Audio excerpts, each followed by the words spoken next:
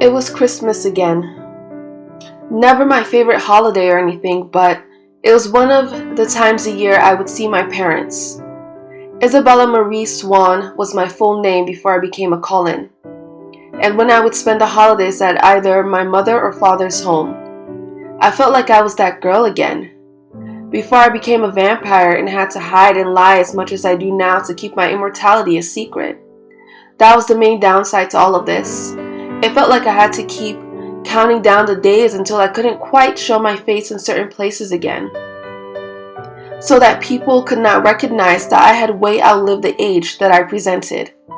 However, there were many advantages to help balance that out. For the first time, I could not think of any positives that allowed me to get through my immortality without them. Charlie died of a stroke 6 months ago, and my mom died 3 months ago in a rock climbing accident. This has kept me locked in my room in the old Cullen house. I had always known that I would have to be prepared to live a life without my other parents. That's the deal with living forever. Besides, this is an experience everyone who was born knows they have to go through. Why is it so difficult for me to accept that this was the inevitable? I know I'm stiff again. Edward had told me the last time Renesmee walked into the room and saw me in a catatonic state. She screamed in horror. That drew me out of that state. Being a mother is the only thing that keeps me present. I know that I have to be present for her. I've lost both parents. She does not need to lose even one. From then on, whenever I sense that I had been still for too long, I make it a point to move to another place. I cannot disappear. I have to put on a brave face even though others know it may not be real. Besides, I know that's why all members of the Cullen clan have come home for the holidays. Alice, Jasper, Rosalie, Emmett, Esme, and Carlisle have all come to comfort me for Christmas.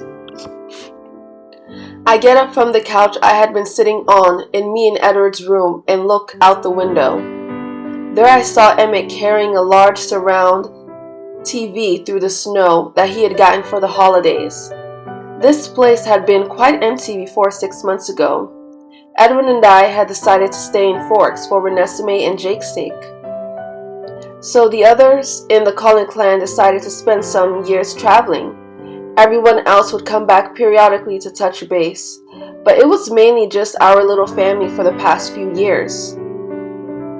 "Hey, Edward, open up!" Emmett shouts from the outside. His words ring like loud bells in my ear. Vampire hearing was like having headphone glued to your ears at all times.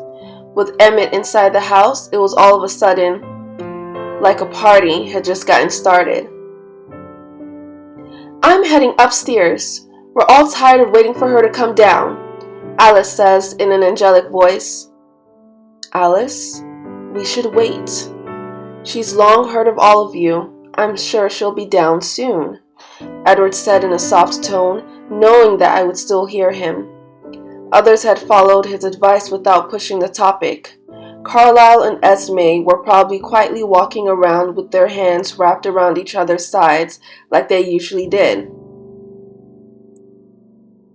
"Edward, I'm going to march up there and throw my little sister over my shoulders and bring her down." Emmett sounded as if he would not be deterred. He was always a fun brother. I know he must be confused about how to help me. Aside from Alice, he and I were the closest. "Slow down, monkey man. I would hate it if people went against my wishes just because they felt it was for my own good. If she doesn't come down, it means she isn't interested." Rosalie was right. Her and I were certainly still not best friends, but I felt like she was an alter ego of me. She understood me in a way that I could trust her to have my darkest interests. All of a sudden, I hear footsteps coming to my room swiftly. When I turn to head to the door, there is a knock. "Mom, are you coming downstairs?" It was Renesmee. She sounded hopeful. There was no confusion on what my answer would be, but I knew that I had prepared to face everyone at some point today. With my cashmere sweater over my jeans and long chestnut hair lightly brushed for the occasion, I was now presentable. Come on in, Renesmee. Mommy's ready. I looked up and looked alive. You look nice, Mommy. Renesmee smiled with a mouth filled with metal braces. Not as stylish as you, Renesmee. You're turning into a real mini fashionista. Well, when I thought of it, she loved colors just like Alice, but it was refined and classic like Rosalie. She's definitely picked up more from her aunts than me when it came to fashion. She had a much lighter shade of brown than my hair, but that was definitely for me. But she was a whiz at communicating and knowing when it was best to let her message be spread. That she got from Edward. Come on. I held out my hand for her to take. Once we made our way down the stairs, everyone in the Cullen family and Jacob was standing there waiting for me. I came down slowly and they all stared. No one knew what to say and neither did I. I have on a brave face that inspired others to smile as well. They were taking the lead. The lead that I was giving them.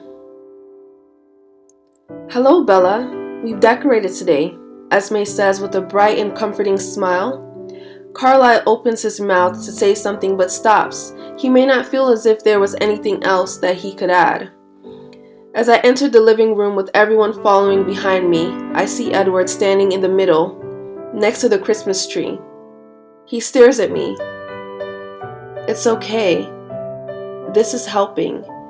And you guys are going to help me get through this because we're family. I speak in my mind. His eyes light up.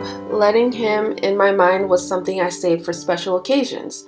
I did not want him to get bored of that luxury, but this brief moment of him penetrating my thoughts made us feel like we were the only ones in this glass house again. Everyone for a moment disappeared. Until... So, when are we gonna eat?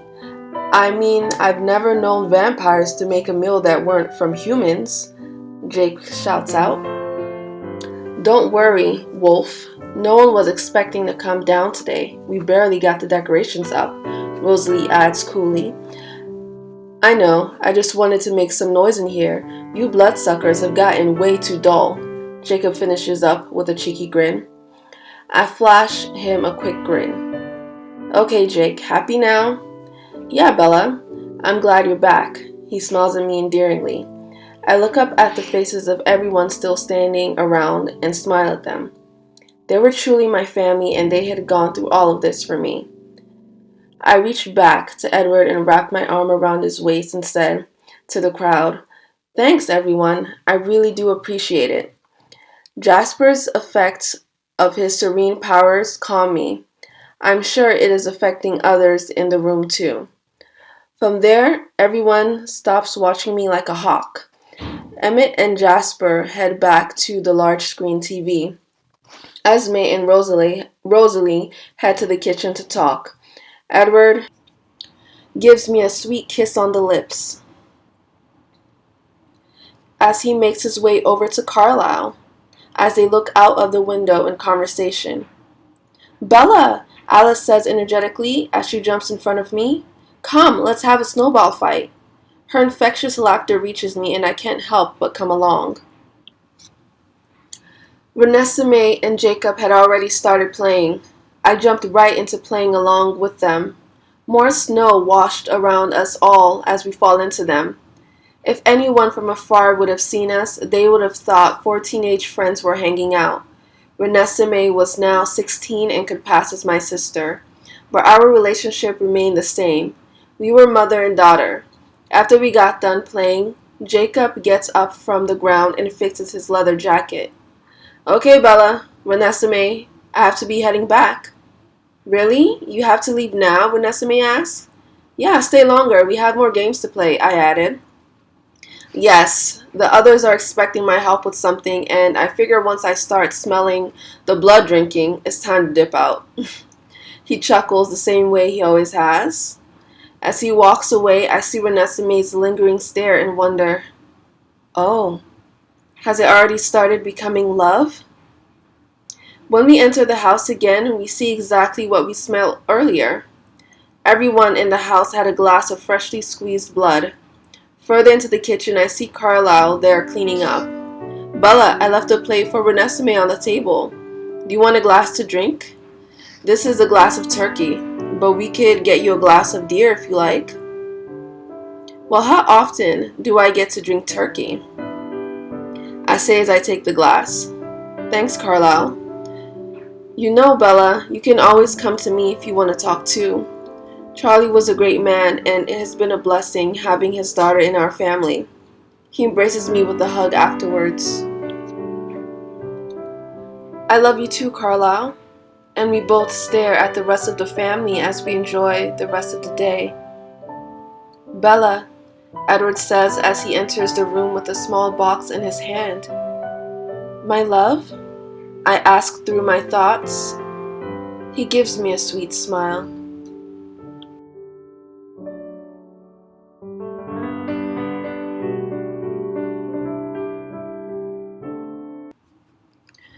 This has been a recording of a Twilight fanfiction called A Cullen Family Christmas of my How It Should Have Ended series.